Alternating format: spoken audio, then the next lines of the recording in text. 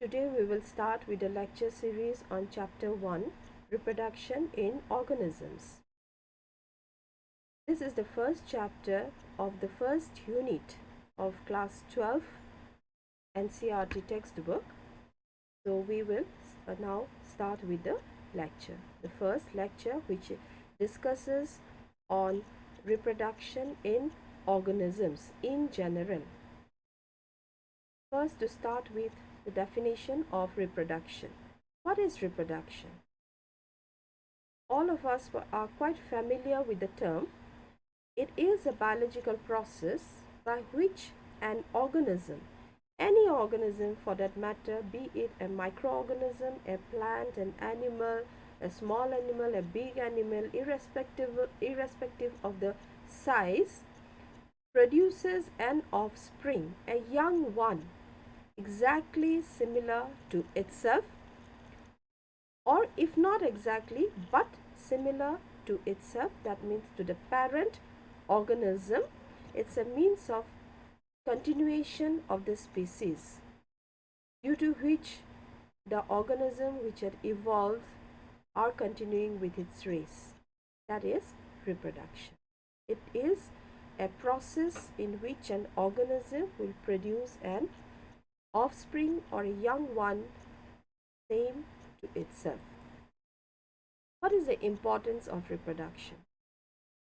First and foremost, for the continuation of the species, that is continuity of the species, so that a particular species once formed, an organism once formed, by the process of evolution continues its own race.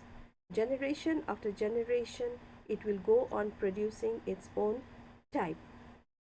First and foremost, importance of reproduction. Why nature has kept the process of reproduction? It is to maintain the continuity of the species, and also to create variation in individuals of the same population. We see that no two human beings are exactly same in this entire world except for identical twins.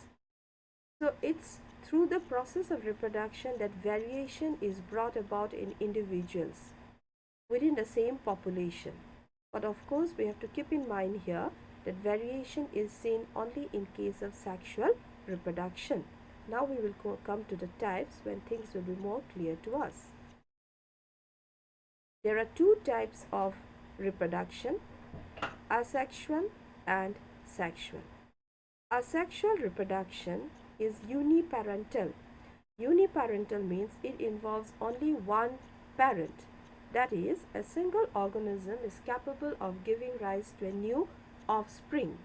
There is no requirement of two individuals to produce the new offspring, to produce the young one. Also, it does not involve gamete formation. Directly, the individual is capable of producing the young one. Thirdly, offsprings are exact copies of the parents. Morphologically, that is, the externally as well as the internal structures are also exactly the same as the parent. Genetically as well as morphologically, they are exactly similar to the parents. As such, the offsprings produced through asexual reproduction can also be referred to as clones. In case of asexual reproduction, we see only one type of cell division, that is mitosis. Now, the other type of reproduction is called as sexual reproduction, in which there is involvement of two parents. As such, it can also be called as biparental. It involves fusion of gametes.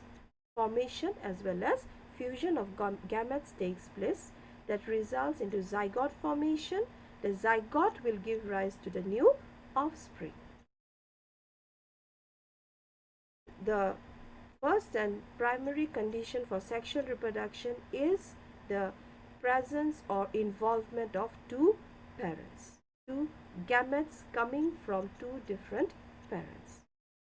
Then it also creates variation, which we have already mentioned while discussing the importance. It also produces variation in the offsprings. It creates variation in the offsprings with the parents or from with each other. That is, it will create some differences among the individuals, of course maintaining the same genetic combinations, same chromosome numbers, everything, but slight variations will be created in the individuals of a particular species when they go for sexual reproduction. There is involvement of both meiosis and mitosis in this type of reproduction. Now we come to lifespan. Now what is lifespan? Lifespan, we all are quite familiar. It's since birth till death. That is the lifespan of an individual, which varies from organism to organism. Some organisms, like say the microbes, their lifespan may be just few hours, whereas some organisms like say plants, like banyan trees, they can survive for years, many years, hundreds of years. Some animals like the giant tortoises, we see they can survive for more than 100 years.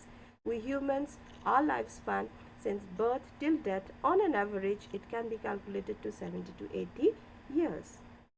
Now, the lifespan we can divide into different stages.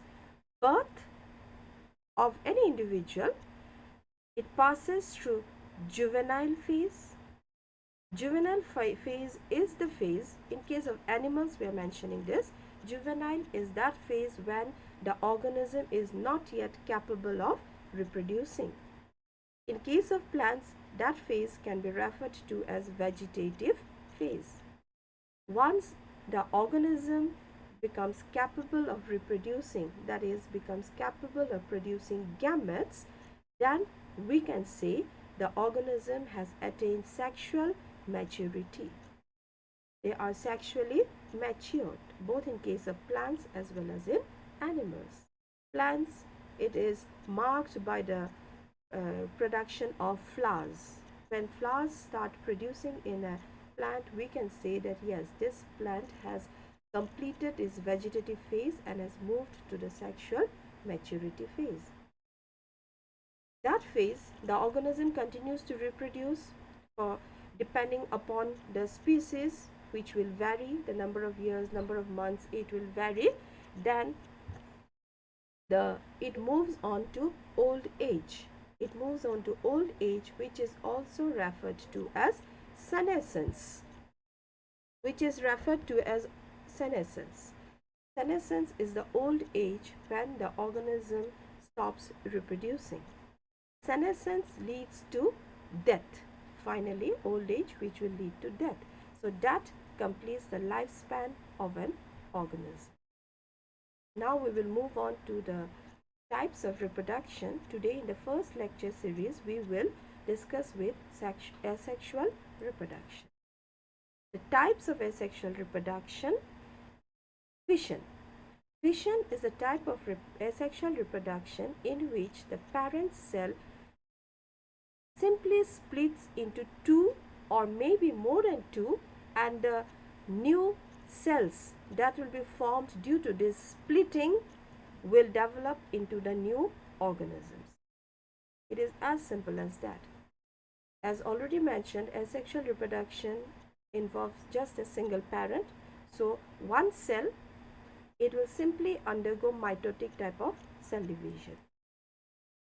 Examples of fission, that is, in the organisms like amoeba and paramecium, we can see fission taking place. We have a picture here. We can see this is the parent cell of amoeba, single cell, that is, we will consider it as a parent, that is, it will now reproduce. That cell will simply undergo mitotic type of cell division. First, the nucleus divides, as we all are familiar with mitotic division, karyokinesis followed by cytokinesis. Nucleus will divide first, followed by division of the cytoplasm, finally forming two new cells. These two new cells we will call as daughter cells. Each of them will develop into the adult individual or the matured individual, again become capable of undergoing fission. This type of reproduction is known as fission. It can also be seen in another unicellular organism, paramecia. The second type of asexual reproduction, budding. In budding, tiny outgrowths are seen arising from the organisms. Those are referred to as buds. Very common example, yeast. We see in Saccharomyces cerevisiae, the fungi which is used in production of bread or alcohol or during fermentation, yeast, which we commonly know it as, in yeast budding can be seen. Here the parent yeast cell, it will form a tiny outgrowth which is referred to as the bud. The bud gradually is cut off or nipped off, and then you get the new yeast cell. Or sometimes it can happen that the young bud may not be cut off, may not be detached, but it will continue to form new buds. So consequently what will happen? A chain of buds may be seen. Whatever be the case, ultimately each of them will get separated or detached from the mother body, parent body, and develop into new yeast cells. The third type, fragmentation, in which the parent body breaks accidentally. Most often it breaks, and each of the broken parts will develop into new adult individuals. Very common example, the algae Spirogyra. This is the algae Spirogyra, which is long ribbon-like structure. Here accidentally it may break, as we can see here, it has broken into two parts. Now each of these two parts will now undergo simple cell division and grow to become the adult or the parent individual, Spirogyra. This is fragmentation. Then the fourth type, which we say is regeneration. In regeneration, it's quite similar to fragmentation, somewhat similar, but here different names have been given. The nomenclature has been kept different. In regeneration, the missing parts are repaired. It is seen in organisms like planaria. Here we can see this is the planaria. Now this is the planaria, the parent body, which broke into three parts. It broke into three parts, and now what happened? The uppermost part, it grows to produce its lower part. The lowermost will again grow, or the cell division will take place and regenerate to develop into that upper part. So consequently they develop into the whole new individual, both of these two, and the middle one also, it develops, it grows into the upper part as well as the lower part. So ultimately what happens? From one individual, 3, 1, 2 and 3 new offsprings have been produced. So this also we can consider as a type of reproduction, because from the parent body we are getting 3 new offsprings. Of course here the original parent does not exist anymore. That stands true for all types of asexual reproduction. This is regeneration. Spore formation, the next type of asexual reproduction. Now spore formation is usually seen in only fungi, some bacteria and some algae. Spores are tiny reproductive structures formed inside the parent body, which may remain within the parent body till favorable season. Once they get the favorable season, then the spores will be released out of the body. Different types of spores are found in the microorganisms, fungi and algae. Zoospore, the first type. Zoospores are spores which are motile, which can move around, which can swim around with the help of the flagella attached to it. The number of flagella may be single or 2 or 3 or maybe more than that. It depends upon the species. But whatever be the case, zoospores are those type of spores which are capable of moving around, which are motile. Another type of spore, conidia or conidium, which is non-motile. They cannot move around.